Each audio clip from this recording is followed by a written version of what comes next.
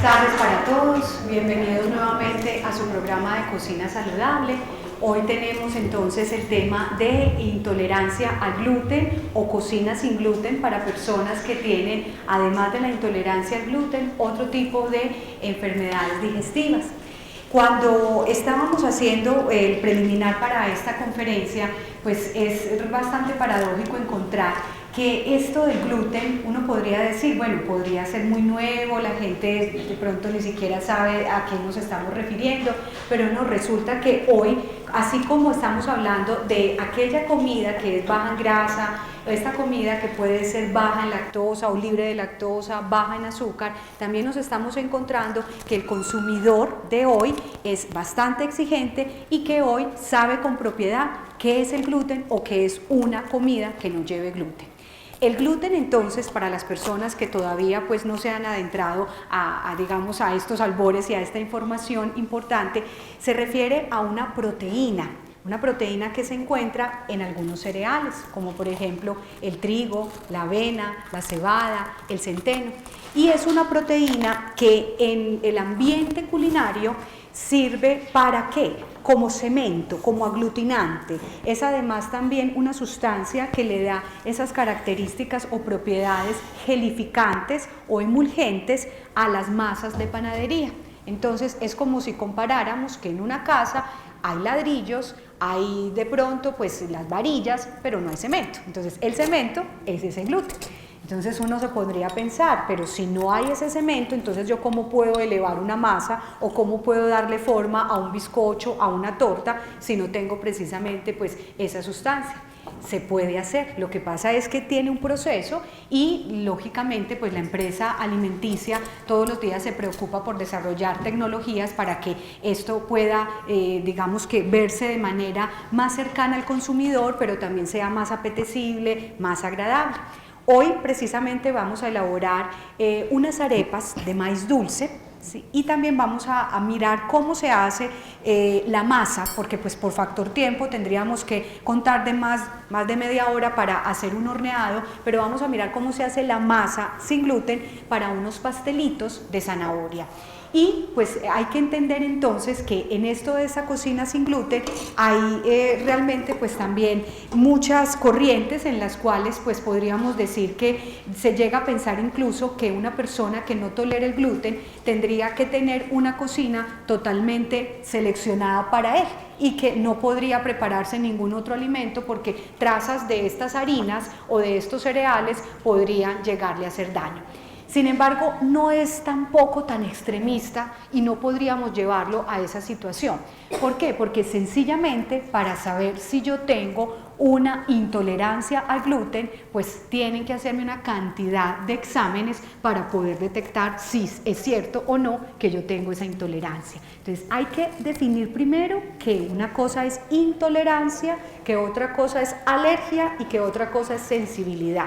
Entonces, si estamos hablando de esa intolerancia, nos estamos refiriendo a una reacción que sucede después de haber ingerido el alimento, pero que no hay en ese momento ningún tipo de relación con el sistema de defensa del cuerpo, que sencillamente entra por la boca y que toda esa situación, digamos, de defensa que el cuerpo pueda tener, ojo, pero no porque el sistema inmune sea el que se defienda, sino es el intestino realmente el que se defiende, pues ocurre en esa fase digestiva. Entonces, en la intolerancia al gluten, realmente lo que se ven son manifestaciones más tardías, son manifestaciones que pueden verse incluso ni siquiera en horas, pueden verse en días, pueden verse en meses. Realmente la cantidad de personas que pueden tener intolerancia al gluten no son muchas. Se puede decir que más o menos alcanzaría alrededor del 6% de la población mundial que pudieran tener esa intolerancia al gluten. Entonces miren que tampoco pues es que vamos a entrar en la moda de que porque hay digamos que una corriente de que hay que cocinar sin gluten, entonces todos tengamos que pasar a cocinar sin gluten. Entonces es bien importante que tengamos presente que para desarrollar esa intolerancia, como les digo, pues pueden pasar años, incluso pues hasta décadas, y que para poder diagnosticarla, lo primero es someter al paciente o exponerlo a esa sustancia que contiene el gluten, en este caso pues podríamos decir a esa harina de trigo, hacer una prueba en sangre donde estemos realmente verificando que hay, digamos, como esa situación en sangre que nos esté demostrando que podemos tener esa intolerancia y, de hecho, llegar también a hacer incluso hasta una biopsia de intestino para poder decir que yo tengo esa intolerancia al gluten. Entonces, miren que hay que hacer un recorrido muy grande para poder decir que realmente se es intolerante al gluten. Cuando decimos que somos sensibles es porque con algunas harinas podemos desarrollar síntomas como por ejemplo un eritema en la piel, es decir, de un momento a otro me salen unas ronchitas en la piel, quizá incluso podría tener hasta una provocación de pronto de una diarrea, un síntoma respiratorio, pero puede ser transitorio y no siempre presentarse cada vez que ingiera alimentos que tengan gluten. De hecho, incluso se habla más de sensibilidad al trigo que de sensibilidad al gluten. Hay personas que teniendo la sensibilidad al trigo pueden consumir cualquier otro tipo de harina, como una harina de cebada, como por ejemplo también centeno, avena, y no desarrollar esos síntomas. Entonces realmente esa sensibilidad casi que es como ensayo-error, que el paciente aprenda a identificar cuál de esos alimentos le pueden provocar esa sensación o esa situación que se hace evidente y lógicamente ir alejándolos de su dieta.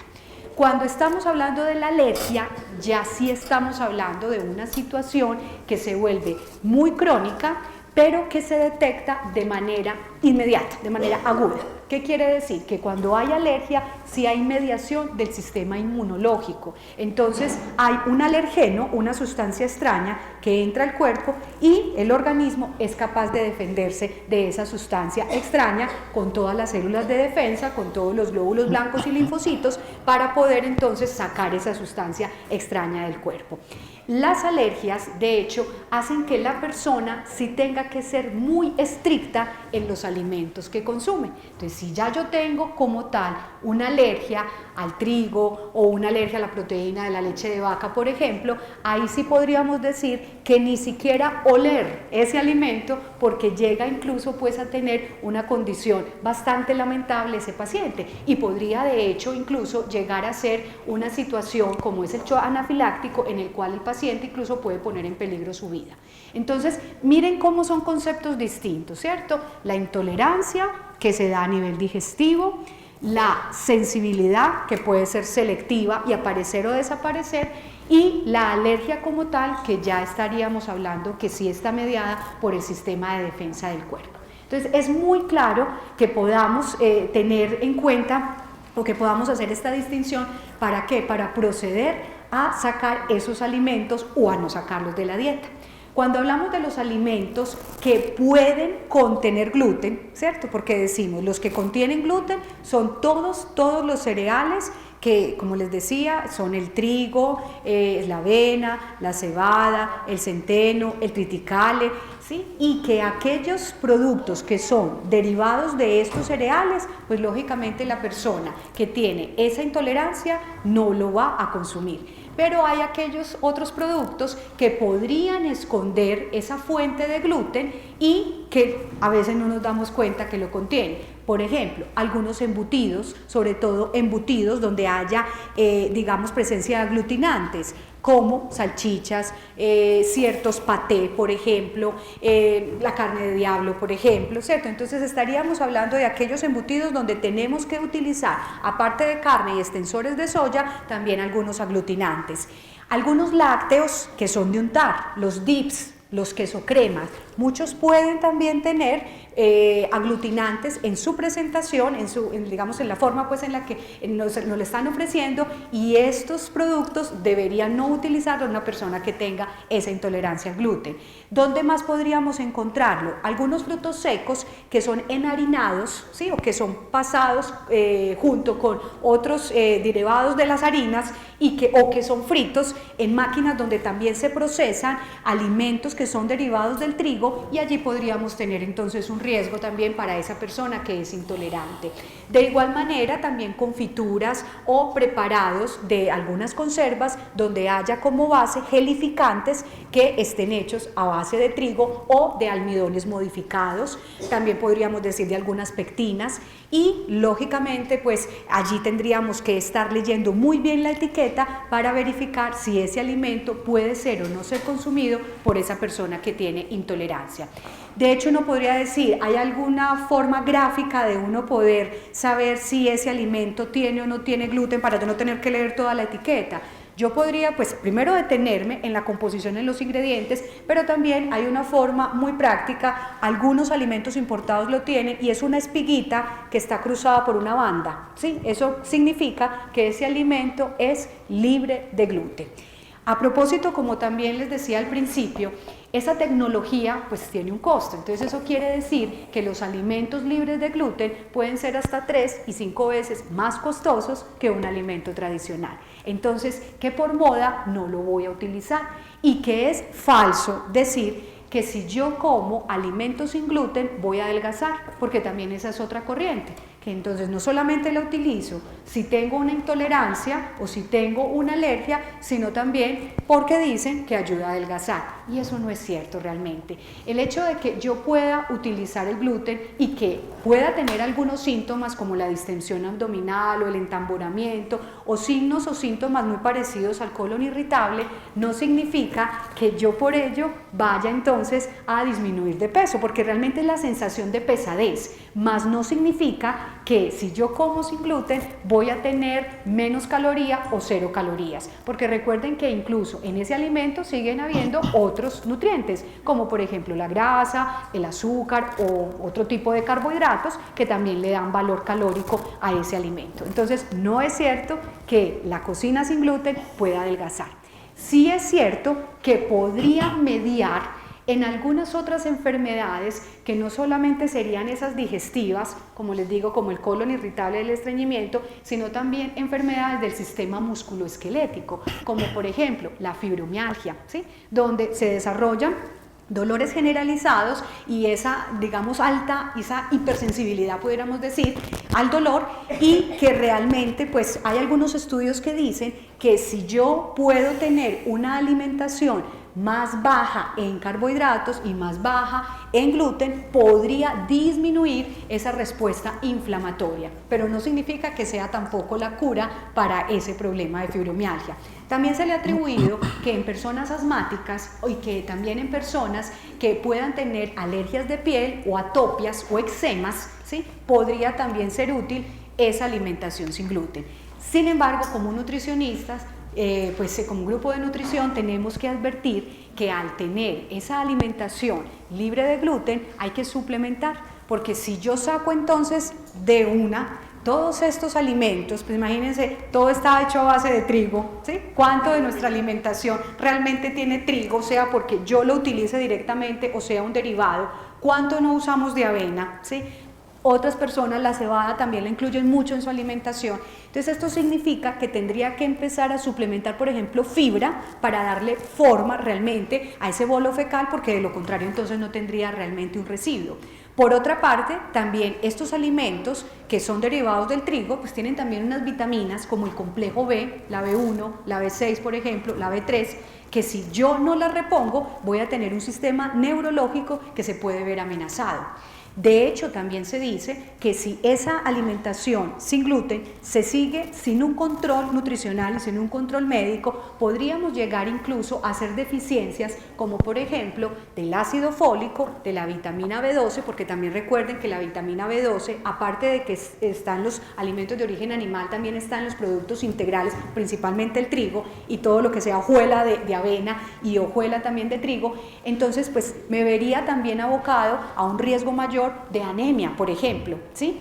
un déficit también de calcio, ¿sí? Y quizá entonces empezaría a desarrollar osteomalacia o un debilitamiento de la masa ósea, y eso me conduciría también a una osteoporosis. Entonces, como ven, realmente no se trata de seguir la moda o de seguir el impulso por entrar en esa cocina libre de gluten o baja en gluten, simplemente porque escucho que puede ayudar en ciertas, digamos, en ciertas dolencias, porque lo único y sencillamente confirmado sería si tuviera una intolerancia como tal al gluten.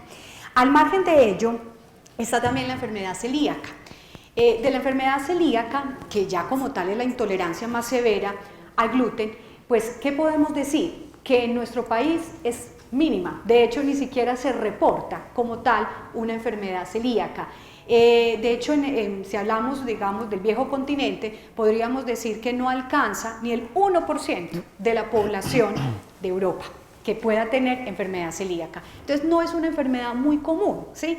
Y muchas personas que se aventuran en esto de empezar a utilizar los alimentos como terapia, ante cualquier intolerancia digestiva, empiezan a decirle a la persona o a sugerirle: quite el trigo, quite las harinas, porque esa es la causante de su celíaca, cuando realmente la persona no está desarrollando ninguna intolerancia. Como les digo, podría estar sensible en ese momento, pero no necesariamente con una enfermedad celíaca.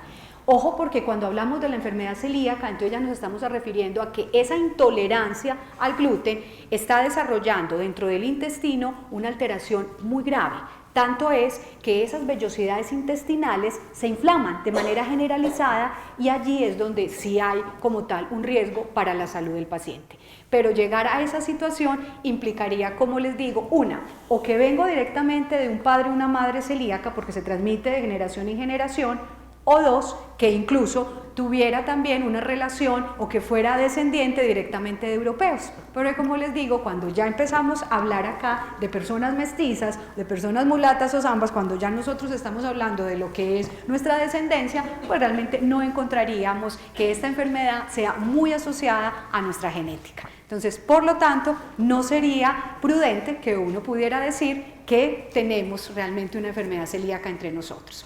Entonces, en conclusión, intolerantes podemos ser, ¿cierto? Ya sabemos que esa intolerancia se tiene que diagnosticar, que uno mismo no es realmente el que se quita o digamos que saca de su dieta esos alimentos, que solo lo haría si hay un diagnóstico médico en sangre e incluso si tuviera que llegar a ser por biopsia intestinal. Que una sensibilidad la puedo desarrollar en cualquier momento, puede aparecer y desaparecer. Y que la alergia, como les decía, es especialmente en los primeros años de la vida, que puede llevarse hacia la vida adulta, pero que realmente puede superarse pasando ya los primeros 5 años de vida. Entonces, como ven ustedes, cuando hablamos de alergias, hablamos de intolerancia, tenemos que ser muy cautos. Vamos entonces hoy, incluso les voy a presentar a Juan Fernando, ¿sí? Juan Fernando, pues, es un chef que se graduó de la Escuela Gastronómica de Antioquia. Sí, Juan, ¿hace cuánto? Me gradué en el 2003. Realicé la especialización en República Dominicana, luego viajé a España, Panamá, estuve también en Centroamérica. Me especialicé en comida de mar, en pastelería, repostería. Qué bien. Y ahora estoy prestando los servicios para Compact Group Service Colombia. Muy bien. Juan, y con respecto a esto de la cocina sin gluten, y tú que has tenido la experiencia desde la pastelería, ¿sí? ¿Qué opinión te merece el hecho de que podamos generalizarlo y de que la gente incluso hable de que el gluten es un tóxico, de que el gluten mata, de que todos nos deberíamos ir al otro extremo de no comer harinas, de no incluir ningún tipo, pues, de productos de pastelería y panadería? Tú como chef o como gastrónomo, ¿qué opinión te merece? ¿Qué opinión nos puedes dar frente a esa situación? Bueno, de todos los viajes que hemos hecho, hemos visto pastelería, hemos visto profesores, maestros pasteleros que nos muestran cada uno de los productos con los que vamos a trabajar. Nosotros en Colombia, desafortunadamente, siempre como que recurrimos a las panaderías de barrio, como a buscar de pronto lo más cerca que tenemos para consumir el pan y etcétera, los productos hechos con harina. Resulta que muchas de esas panaderías o muchos de estos lugares adoptan de pronto por economía o por venderle a las personas algo mucho más barato, elementos que de pronto pueden ser tóxicos para la salud o porque le caiga mal a la gente, ¿sí me entiendes? Entonces, lo que buscamos con esta cocina saludable es que con pocos elementos que tengamos en la casa, como lo vamos a demostrar en un momento, podemos llegar a un punto de realizar un producto muy bueno, muy saludable y en muy poco tiempo. Entonces, como evitarse uno la salida a la panadería de la esquina, como ir a comprar algo que de pronto nos puede hacer daño, es mejor como en la casa empezar con nuestros pasitos como les voy a mostrar dentro de un momento y en 20 minutos o en una hora tenemos algo muy bueno. Muy bien. Juan, eso quiere decir, cuando tú dices que pueden introducir ciertos ingredientes, quiere decir que todas las harinas no son de buena calidad. No son de muy buena calidad. Me expreso no por marca, me expreso más bien por rendimiento, factibilidad. Mírate que vas a una panadería, compras un pan de 1.000 pesos, un pan de 2.000 pesos y te venden una barra así de pan, lo partes y lo consumes. Luego empiezas como a sentirte pesado, ¿sí me entiende? El organismo no lo elimina tan bien como el que vamos a producir dentro de un momento. ¿Y cuál podría ser como esa característica para uno mirar que es un buen pan, que es un pan saludable? Que, digamos, ¿qué características uno como consumidor pudiera mirarle a ese pan? Listo. En las panaderías de barrio, vuelvo a ellas, no le estoy dando palo a las panaderías de barrio, no le estoy dando palo por si alguno de acá. Si alguno de los asistentes resulta que... O tiene una panadería, pues no, de verdad no quiero como entrar en ese tema. Pero, por ejemplo, nosotros utilizamos una especie de margarina o un poco de aceite, sí, mientras que ellos utilizan de pronto otros productos mucho más económicos y al ingresarlos a la mezcla del pan, entonces ya deterioran toda la calidad del ingrediente. Todo el producto final lo tiran a perder, porque de pronto por la economía o por ganar unos centavos más, de pronto se tiran la salud de nosotros. O sea que un pan bueno hace una miga, ¿qué? Hace una miga de pronto que más grande, o hace costra, crocancia. ¿Cuáles serían como esas características? Yo quiero que miren cuando abran un pan, cuando lo abran. Yo como chef recomiendo más bien comprar un pan fresco, recién horneado. Es difícil, pero uno de pronto escoge algunas panaderías que ya sabe que lo sacan a determinada hora. Por ejemplo, tú conoces el pan francés, que es largo, que es un poco tiesito. La durabilidad de ese pan es de 4 horas. Nadie sabe. Pero entonces va uno, lo compra y saca la barra, claro, y uno dice, Dios mío, ¿a quién van a matar con este pan? Entonces uno, durísimo. Entonces la extensión, o sea, la durabilidad es de 4 horas. Ajá. Por ejemplo, en Francia o en España, en muchos lugares uno ve las filas para comprar el pan recién elaborado. Y varias veces en el día, entonces, exacto, quiere decir que y vas haciendo, yo como chef panadero vas haciendo el pan, vas montando, entonces vas mirando la producción que tienes. A medida que va saliendo la producción, vas montando más. Entonces, eso significa que realmente el pan sí es un producto perecedero, porque muchas personas creemos que no, pues es que eso nos dura. De hecho, cometemos el error, meterlo a la nevera, ¿cierto? Sí. De hecho, también, o que lo compramos y está caliente y lo cerramos, inmediatamente se humedece y se le pierde también pues como esa frescura, ¿cierto? Sí. Entonces, en realidad, sí podríamos decir si es un producto perecedero. Sí, es un producto perecedero, sí. Y les voy a mostrar un producto que en minutos veremos, es una levadura compuesta que le da vida a esa masa. Ese es el elemento vida, el espíritu de la masa que vamos a hacer para los pastelitos. Perfecto. Metámonos un poco por lo del pan, por el rendimiento. Me han dicho, chef, ¿qué se necesita para que un pan me dure varios días? Yo le dije, yo como chef digo, cómprate más bien el pedacito que vas a consumir el mismo día y más bien ahorrar la plata y te vas y compras otro luego. Por ahí un chiste de la universidad, yo me acuerdo hace mucho tiempo que me decían, chef, ¿cómo hago para que el cilantro me dure? No compré tanto. No compré tanto. Esa es la fórmula. Sí, no hay fórmula mágica pues, para protegerlo y conservarlo. Chef, lo voy a meter en papel periódico, lo voy a llevar a la nevera, lo voy a poner por debajo, que por encima, no compré tanto. Y ya le dura lo que usted quiera, no compre tanto, compre el poquito que va a utilizar, así se va a hacer con el pan y las carnes. Es moderado, no es llenar la alacena que pan integral, que el otro, sino lo que vas a comer realmente. Entonces llegan con el carrito del supermercado y eso se ve, eso de cantidad de panes y no tienen dónde guardarlo, empezando por Así eso. es. Ujú. Entonces ahí es donde empieza uno a hacerse ese daño a la salud, empezando a guardar esos panes. El moho que le sale a los panes, ya les voy a mostrar por qué es por esta levadura y por tiempo. Una de las políticas de Compass Group es la durabilidad de los productos.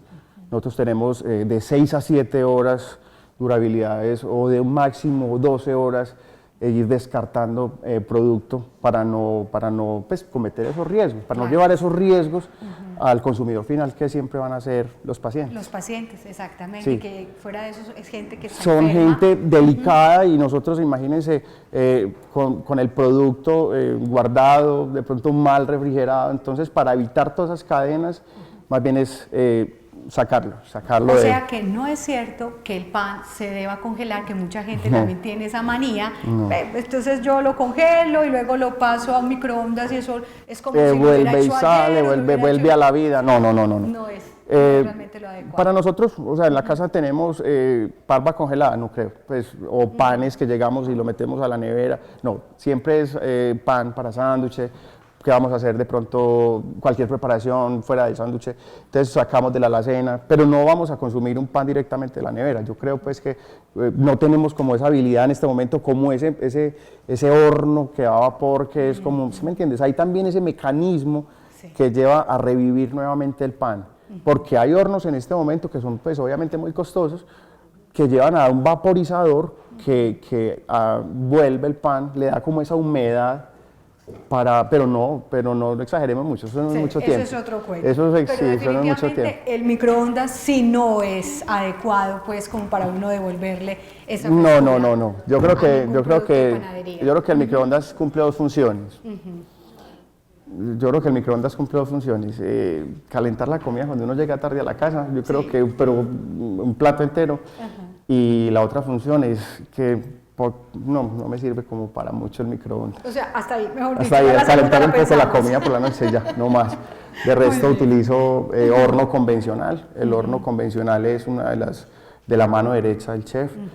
Nuestra compañía está muy bien dotada con los hornos combi. Entonces, les voy a hacer una demostración ahora sobre un horno convencional. Yo creo que todos en la casa tenemos ese horno o esa estufita que teníamos alto y bajo y medio. ¿Se acuerdan donde hacíamos las tortas? Me acuerdo hace mucho tiempo un profesor, un argentino, un pastelero me decía, chef, la torta. Y yo, chef, pero es que no tengo batidora.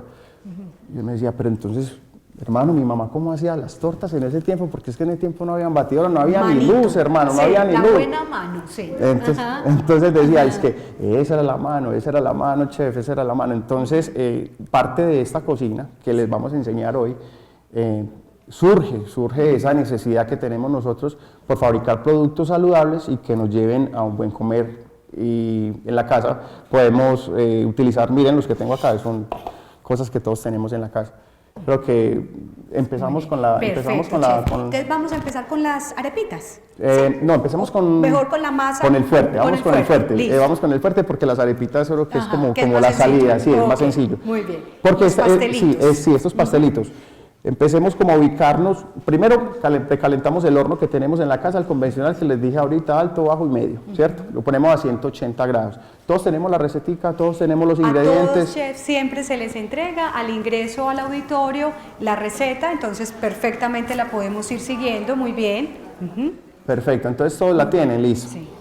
Hay algo acá que se llama levadura, búsquenla, ahí está la levadura, quiero que la enfoquen, es como unos granitos.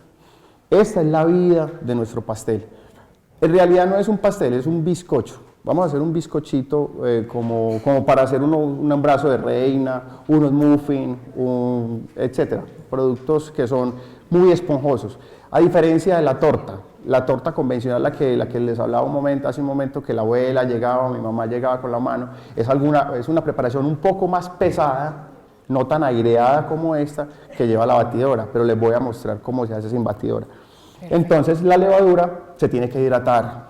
A mí un profesor francés me enseñó que se hidrata con un poco de agua y un poquito de azúcar para que empiece a alimentarse y empiece a crecer y nos dé como ese burbujeo, ese sabor como como a cerveza, para ya como, ¿sí me entienden? Como el pan recién fresco. Sí. Eso lo hace la levadura. Entonces empezamos. Perfecto, Empecemos con chicos. como siempre, empezamos con la torta, que los productos secos los juntamos. Entonces vamos a juntar los productos secos que ahí tendríamos. Entonces tenemos la nuez moscada, ustedes saben que con la nuez moscada se prepara también salsa bechamel, se preparan postres súper ricos. Esta nuez moscada es deliciosa, vamos con la canela. Muy bien, la canela molidita, muy bien. ¿Qué más elementos secos tenemos? Las almendras, sí, perfecto. Muy bien. La ralladura. La ralladura de la naranja. Esta ralladura a mí me gusta ingresarla al final, pero les voy a mostrar cómo llegamos con esto a hacer las mismas mezclas para ingresarlas al final a nuestro postre. Muy bien. Entonces, Vamos con la zanahoria. con la ralladura de la zanahoria, una ralladura finita, muy bien. Tenemos acá la levadura un poco aparte. Tenemos los elementos secos. Cogemos, Sí, mezclamos un poco para que se integren, porque lo que vamos a hacer ahora es un paso un poco más rápido. perfecto, los incorporamos. Y ese es el principio también en pastelería, ¿no? Sí. Primero los secos Primero los secos, después van los que contienen y líquido. después los líquidos. Y les voy a enseñar algo. Cuando vayan a hacer de pronto los esponjados, que necesitan que el huevo suba, que suba de manera rápida, meter la ollita 5 minutos antes a la nevera, que la olla salga fría. La olla salga fría, o los recipientes que se llaman bowl, que son como una especie de media bola, que son de este mismo material. Lo meten un momentico a la nevera y él sale frío. ¿Qué pasa? Que el calor nos tumba las claras de huevo o el huevo. No ayuda a que se airee bien el producto y nos dé esa capacidad de subir. Perfecto, entonces es un buen truquito. Es un buen truco. También pueden colocar hielo y encima donde vamos a hacer la mezcla, el recipiente. Si no Ok, tenemos sí. de pronto Si no pues hay forma... neverita de No, pronto, sí sí, la hay, sí. pero hay veces que guardan tantas Ah, sí, cosas en eso la es verdad nevera que no cabe. que tienen que sacar todo de ahí para meterla. Entonces, o que la quieren tener cerca, tener cerca para ir mirándola. Entonces una cama de hielo, Sí. muy bien, y colocamos ahí las claras. Sí, entonces Perfecto. empezamos con ¿Con el los huevo. líquidos? Sí, con el huevo. Muy bien, entonces ahí tenemos Recordemos el que huevo. este siempre es para las tortas. Acuérdense que siempre batían el huevo con el azúcar. Ujú, tenemos, perfecto, el azúcar. Vamos a dar un punto, eso es Sí. un punto de nieve. Ok. Acuérdense que nosotros regularmente empezamos a batirla. No sé si se alcanza a ver. De pronto de la cámara acá sí. Eso es un movimiento rápido. Lo que buscamos es que el azúcar pierda como el granol, como esa granosidad, hasta que ya no se sienta como el cuerpo del azúcar. Hasta ese momento dejamos de batir. Ok, perfecto. Otro truco que tengo acá para que Sí. nos ayude es ir acompañando con un poquito de clara, para que le dé un poquito más de humedad Perfecto. y se vaya colocando un poquito más blanca. Muy bien. Tiempo estimado que uno dijera. Tiempo estimado, yo segundos. sí, calculo que a la velocidad que vamos, más o menos unos 2 minutos, 3 minutos. Pero como la saqué de la nevera hace poco, entonces Sí. ha perdido más frío. Yo creo que se demora un poco más. Pero en la casa con paciencia vamos como adelantando esos pasos. Bueno, listo. Miren que va cambiando de color, se va colocando un poco más blanca. La necesitamos no totalmente blanca, pero sí en su gran mayoría. Ok. Aparte, en la receta pueden ver que dicen que podemos levantar las claras de huevo, pero dice ahí que con batidora, miren y verán. Las claras de huevo en otro bol las podemos levantar, pero ya con la batidora le damos un rato y ellas suben ahí mismo. ¿Qué pasa con esas claras? Esas claras al subir quedan en un punto de nieve. Ustedes hacen la demostración con una cuchara, yo creo que ya la han hecho en la casa, que es el punto de nieve y no cae la gota, queda como una especie colgando. Entonces, como una especie de nubecita blanca colgando. Esa nubecita se la vamos a incorporar a este huevo, como dice la receta que tenemos acá en nuestro recetario. Ok. Entonces las claras. Entonces, todo- acuérdense que las claras se ingresan al final, ya cuando tengamos todo el producto completo con los elementos secos, que los Ajá. podemos ir ingresando.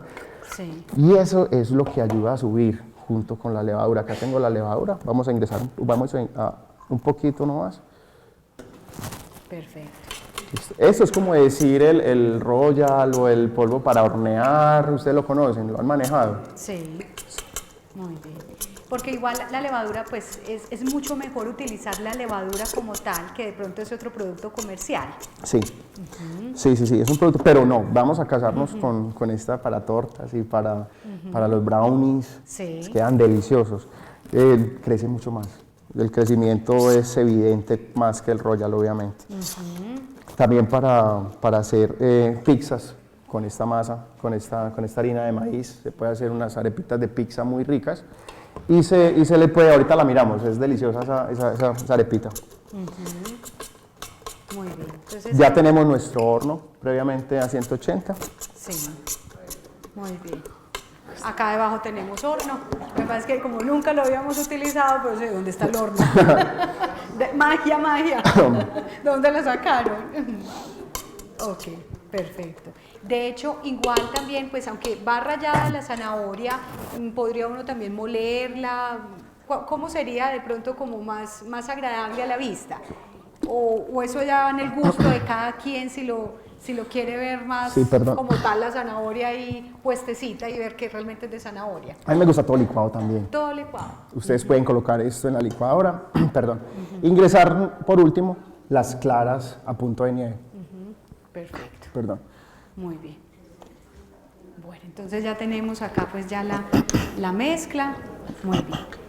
¿Qué vamos a hacer Listo, ahora? entonces tenemos los moldecitos, son los moldecitos de muffin. Ustedes han probado los muffin.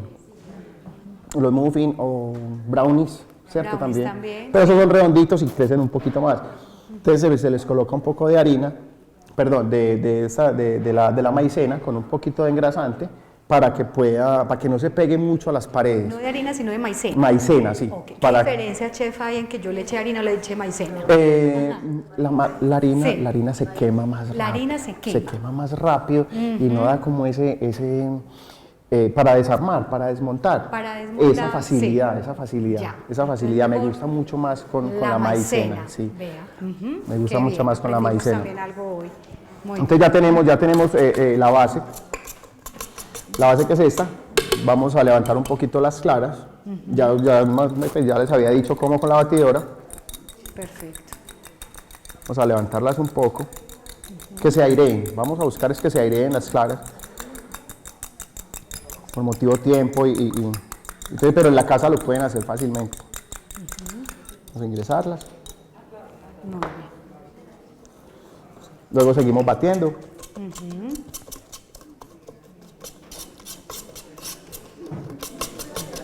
O sea que un batido que más o menos, como lo decías ahora, Sí, puede estar superando. Sí, mucha gente me pregunta cuando estamos haciendo tortas o bizcochos, ¿cómo tiene que ser de espesa el líquido? Exactamente. Porque mucha gente ahí es donde tiene el temor de decir, ay, eso está como muy líquido, no me va a crecer. Sí, porque tú no lo veías así. Uno lo ve así, yo, Dios mío, esto sí va a bajar, claro, eso sí va a subir. Sí va a subir, sí. Sí va a subir, entonces acá es donde está la magia de la levadura, el huevo y nuestros productos. Y sobre todo porque usted me imagino que ya se dieron cuenta que le falta a eso, es que eso no tiene harina, ¿no? Dice, pero entonces, ¿cuál va a ser el aglutinante? ¿Cuál va a ser el cemento, como decía yo ahora, sí, que puede hacer que eso le dé forma? Sí, vamos a agregar un poco más de azúcar. Y realmente, chef, si miramos acá, pues lo que nos estaría ayudando a darle más forma como tal sería pues esa almendra molida, sí, ¿cierto? Deliciosa ralladura de limón le da una acidez, la identifica siempre, sí. Okay. O sea que los frutos secos podrían ser también un reemplazo, de alguna manera aglutinantes, podrían generar emulsión, sí, si yo carezco pues de esa harina, ¿cierto? Porque precisamente para eso es esta cocina, la cocina sin gluten, pues lógicamente no debería haber harina de trigo, entonces en este caso pues es la almendra la que está haciendo las veces de, digamos, como de ese aglutinante. Sí, como decías, el cemento. El cemento, exactamente, el cemento que le va a dar forma. Ahí estamos adicionando entonces un poco más de líquido, la leche, para que le dé, pues me imagino que humectación, suavidad. Sí, y ayuda a que el huevo abra, o sea, que suba con más rapidez. Perfecto, muy bien. Que les mostramos hacia la cámara para que ya puedan entonces ver cómo ha cambiado.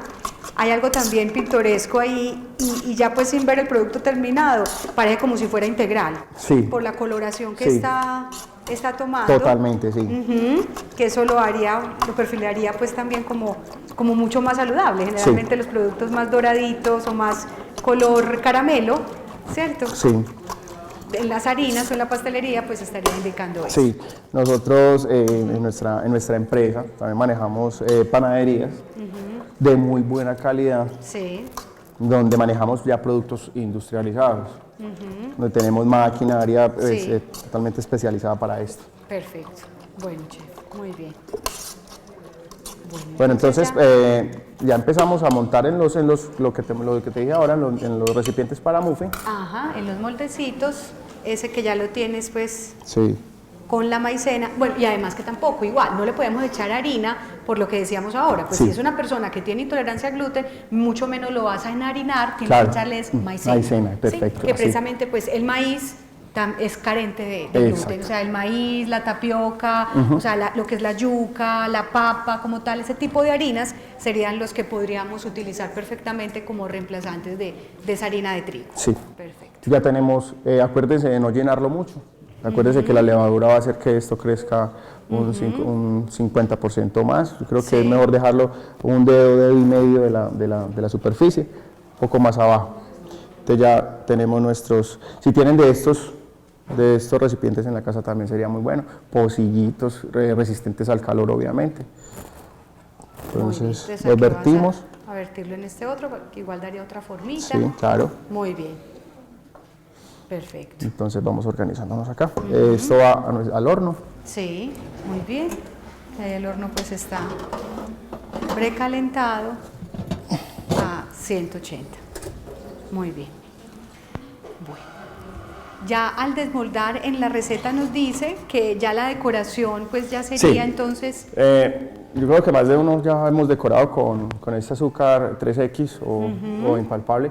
Sí, Es fácil, sí. pero todo en la vida es práctica. O sea que es ir incorporando el poco de agua en el azúcar, e ir moldeándola hasta que formamos como una especie, como una masita que se puede adherir al pastelillo o al muffin o las preparaciones que vamos a hacer. O sea que no es simplemente coger y espolvorear como de pronto hacemos los que no sabemos. Cogen sino que- y ajá. pum, un poco por encima. Sí, ajá. O con un cernidor o coladorcito. Con un cernidor o colador. Llegan por acá por encima. Pues también pueden hacerlo, como una dona, especie de dona. También pues, pueden hacerlo, pero yo recomiendo un poquitico de agua, ir moldeándola y hacer como una especie como de decoración para los pastelitos. Muy bien, perfecto. Entonces ya con eso haríamos la decoración. Sí, entonces pasamos a nuestra segunda Pasamos preparación. entonces ahora. mientras Si está en el entendieron horno. lo de Sí. quedó más o menos Muy entendido. bien, quedó entonces pues claro el procedimiento que básicamente en masas ese es el procedimiento. Sí. Primero los secos, luego los líquidos, Sí, acuérdense, decoración. manejemos, acordémonos siempre de las tortas y los bizcochos por el peso, manejémoslo por peso. Que las tortas, las empinadas que conocemos, ¿cierto? Son más pesadas, más, ¿cómo se dice? Para el organismo, un poco más difíciles. Sí, bueno, de todas sí, formas. claro. Eso es algo mucho más sencillo, mucho más saludable, mucho más ligero. Acordémonos que las yemas hay que subirlas a punto. De pronto un poco más de trabajo acá por tiempo, ¿cierto? Chef, si quisiéramos cambiar el azúcar, porque además pues también nuestro público está muy acostumbrado a hablar pues del concepto saludable, Sí, entonces claro. siempre nos piden pues comida baja en azúcar, baja en sal, baja en grasa. ¿Cómo hago el reemplazo? El reemplazo. ¿Cómo se hace el reemplazo por un edulcorante? Sí, entonces ya cada uno manejamos como una especie de es saborizante, cada uno ya como que maneja el endulzante como a su medida, a su gusto, pero siempre tiene que ser, o sea, vamos a utilizar una cucharada de estos, lo duplicamos del endulzante que estamos utilizando. No las 2 cucharadas gigantes, no, sino que también podemos empezar a probar porque los gustos no son iguales. Yo cuando preparo algún alimento siempre llamo a personas que estén cerca Sí. con cucharas, 2, 3 cucharas y los pongo a probar para que me digan si está muy fuerte, si está muy simple, si está muy salado, si le falta. Y como buscar ese punto medio, para que ya el cliente lo reciba y le agregue, si quiere un poquito más de sal o azúcar, etc. Pero entre nosotros podemos ir probando hasta que nos dé como ese gusto, ese dulzor que estamos buscando. Luego, algo muy importante que tenemos que mirar con los endulzantes, que no que quede muy pesado, sino por el dorado. Acuérdate que este azúcar ayuda a que dore mucho más los productos. Eso es cierto, se carameliza. Se carameliza, se exacto. destriniza, digámoslo así. Mientras que los otros endulzantes, como son mucho más refinados y de otros componentes, no logran como el objetivo. Entonces, por eso es más pálido. Por eso es más pálido. Acuérdense, ustedes pueden ver los productos, los postres, que son con ese azúcar un poco más ligeros de color, más blancos, pero muy saludables. Perfecto. Listo, chef. Entonces vamos para la otra preparación. Vamos ahora a pasar a las arepitas. ¿Cuáles serían entonces los ingredientes de esas arepitas de maíz tierno? Bueno, vamos con los ingredientes. Ustedes manejemos esta arepa como la casual, la que nosotros tenemos en la casa, la que nosotros trabajamos a diario. Todos sabemos hacer esas masas de arepas que compramos. ¿Te acuerdas que nosotros cogemos esta harina de maíz? Que la comercializan pues en muchas partes, en todas partes. De acá puede salir una infinidad, la que le decía ahorita, lo de las pizzas y eso. Vamos a empezar con el licuado del maíz. A mí me gusta, hay gente que lo puede dejar un poco pues entero, licuar nada más la mitad, dejar la otra mitad entera, como para que se vaya viendo. Porque de igual manera, incluso la receta nos dice que si quedan trozos que se vean, que se sientan, pues ideal. Como ese afrechito. Que se quede el afrecho. Además es fibra también. Sí, es fibra. Que no se destruya ahí. Muy bien. Entonces ahí licuaríamos.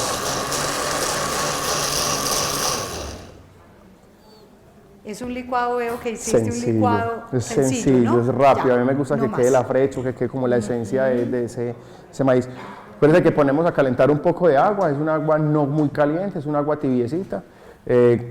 Nos acompañamos también del huevo, agua, huevo, un poquito de sal. Muy bien. Si vemos, predomina en las dos recetas el huevo, ¿no? Sí. Entonces, fuente proteica, y porque también entonces haría las veces también nos ayudaría a aglutinar un poco. De todas formas, la clara tiene también ese poder, ¿cierto? Sí. De poder aglutinar en ausencia pues de la harina de trigo. Sí, eso es lo que nosotros estamos buscando, esa... Perfecto, muy bien. Bueno, entonces ahí ya batimos ese maíz tierno. Saquemos como el utensilio que es como principal para las arepitas. Muy bien. Batamos el huevo con un poquito de agua. Entonces ya vamos a batir el huevo. Vamos a agregarle un poquito de sal. Echamos un poco de sal. Cada sobrecito en promedio es 1 gramito. Sí, más o menos. A mí me gustan las arepas un poco fuertecitas. Un poco más fuertes. Sí, que se sientan. Ajá. Ahora, igual también si no fuera sal, pues puede ser también como de que pimienta, quizás de pronto, o qué otra cosa. Ajonjolí, súper rico el ajonjolí, sí, muy bacano. Gomacio, que hemos también aprendido a hacer el gomacio. Ya hemos dorado ajonjolí, lo hemos dorado para que adquiera como ese sabor del ajonjolí. Es muy rico, a mí me gusta mucho. Que nos reemplaza la sal, siendo mucho más saludable, ¿cierto? Sí. Y teniendo además ofreciéndonos fuente de omega 3 y omega 6, y también parte de vitaminas liposolubles, como la E, ¿cierto? Un poco también de vitamina A. Sí. Entonces ese gomacio también puede ser otra opción. A mí me gusta mucho hacer el volcán. El volcán para mí es en toda la repostería y en todo es... El principio de la repostería. Sí, muy importante. Es el volcán. Muy bien. Buscando otra cucharita. Entonces ahí está la harina de maíz para hacer el volcán. Sí. Dejamos un poco de base. Se deja una base. Perfecto, muy bien. El agua, la medida de agua ya la hemos ingresado acá a la licuadora por jarra y por más agilidad con la jarra. Entonces Como es esto acá, ponemos en el centro el licuado del licuado. maíz tierno. Acuérdense que nos vamos ayudando con el agua. Acá es donde vamos a decir lo de la ajonjolí, lo de la pimienta. Hay Sí. pimientas de varios colores, yo creo que ya las han trabajado, roja, blanca, la negra. Hay que manejarlo con respeto, con suavidad, porque Sí. es un poco pesada para paladares, porque es picantica, ¿sí me entiendes? Claro. Entonces cambia mucho. Y lo que uno busca con esta arepa es de pronto el maíz, el sabor del maíz, es que es como explicarles como los sabores, es como complicado, pero Claro. sí lo que buscamos es esto, es la esencia del maíz, lo que realmente es, si le adherimos algo más fuerte, perdemos esta esencia. Además, porque me imagino que como tal esta preparación puede ser una base para entonces una Exacto. salsa mucho más pronunciada, Exacto. una mezcla de pronto de proteína, pues quizás, Eso. no sé, si le colocamos pollo, atún, sardina Exacto. sobre la arepa, entonces lógicamente Obvio, debe ser claro. una base más... Entonces imagínate una arepa bien cargada, que con pimienta, con ajonjolí, con esas cosas, entonces lo que vamos a buscar es muchos sabores, enriquecida, pero con lo que la vamos a acompañar se pierde. Así es. Sí, entonces empezamos a mezclar suave. Es una mezcla suave.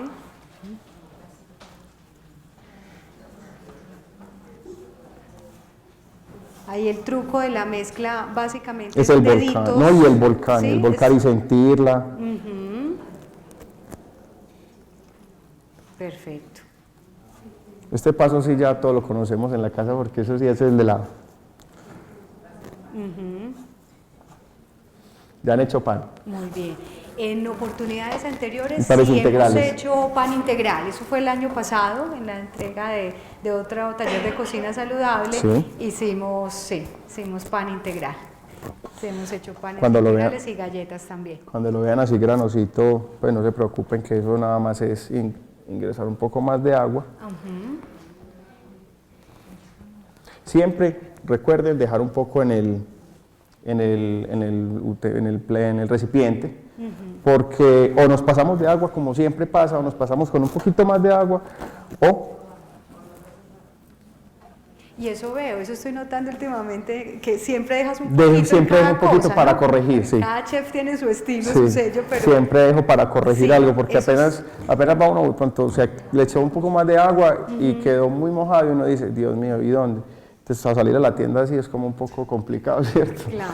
Y volver Ok. y sí, entonces seguimos mezclando. Perfecto. Entonces, es como el principio de la corrección, porque nada en cocina es exacto. Pues Sí. dijera uno, va a quedar perfecto, no. Entonces, por eso, pues dejar siempre ese excedente que ayudaría. Muy bien. ¿Por cuánto tiempo en este caso? Vamos hasta que amalgame bien la masa, vamos a amalgamarla bien. Hay gente que le gusta mucho trabajar con la fécula de maíz, la fécula, Sí, ¿la conoces? Echarle un poco más para que las masas no se rajen. para que la masa no se raje. Sí. Muy bien. Un poco, Chef, sí. la diferencia exactamente, porque uno creería que es lo mismo, cierto que no es lo No mismo. es lo mismo. Harina a fécula, No, no es lo harina de mismo. maíz es una cosa, Y fécula de maíz es la es maicena. otra cosa, sí, exacto. Unas se utilizan para unas preparaciones, otras se utilizan para otras, pero lo básico es que una es más trillada, es totalmente diferente, o sea, cambiamos las preparaciones. Voy a dar un ejemplo, para una salsa bechamel, para realizar un rux se utiliza harina, de pronto para matizarla se utilizaría fécula. Fécula, ok. Entonces empezamos a hacer nuestras arepitas. Acuérdense de los que le dije lo de los excesos, podemos llegar a guardar un poco para... Nos mojamos un poco las manos Perfecto. y ya empezamos a hacer las arepitas. Ya ustedes verán si el grosor o ya lo que... Ya el grosor dependerá Sí. del motivo, como Sí. decíamos ahora, si Sí. la vas a hacer rellena, si va a ser una base, ¿cierto? Sí. Si va a ser un plato único de pronto, en el cual pues de pronto eche queso rallado, A mí sal. me gusta más Sí. la arepa un poco más gruesa. Sí. Eso sí, eso es lo que de antioqueño he tenido mucho y las arepitas pequeñitas, las gruesitas, a mí me encantan. La típica Exacto, arepita entonces redondita. me gusta mucho hacer arepas pequeñas. Hacer arepitas pequeñas, como pueden ir viendo, con dos arepitas y algo con la que la acompañes, Sí, pues perfecto. queda súper bien. Muy bien. Sí, vieron, las arepitas pues, son súper sencillas. La primera receta sí es un poco más complicada, pues por por la cantidad de pasos que tienen, pero acuérdense que lo de la torta y el bizcocho son algo que tienen que diferenciar muy bien para empezar a hacer las preparaciones. ¿Qué voy a empezar a hacer? Entonces ya uno dice, listo. Y este mise en place, yo creo que ya lo habían trabajado antes con el otro chef. El mise en place es súper importante para estas preparaciones. Siempre que todo está a la mano, eso. entonces no tienes que salir a buscar. Y recuerden dejar un poco de cada cosita en el recipiente por si hay fallas o por si algo. Muy bien. Estas arepitas ya nosotros las podemos asar, ¿cierto? Sofreír.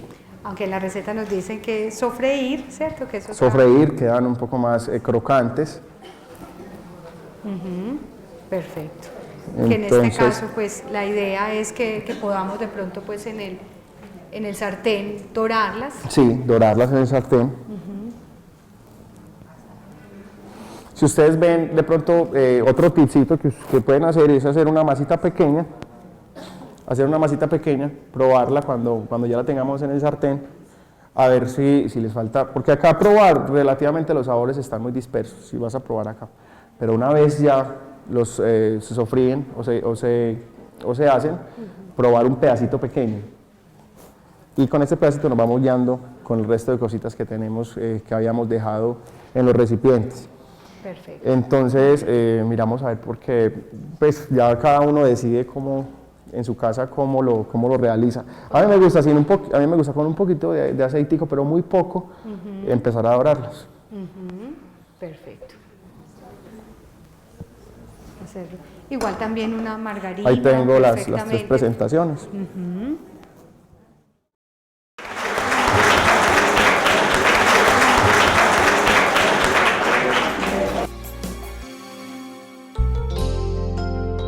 San Vicente Fundación, una vida entera por la vida.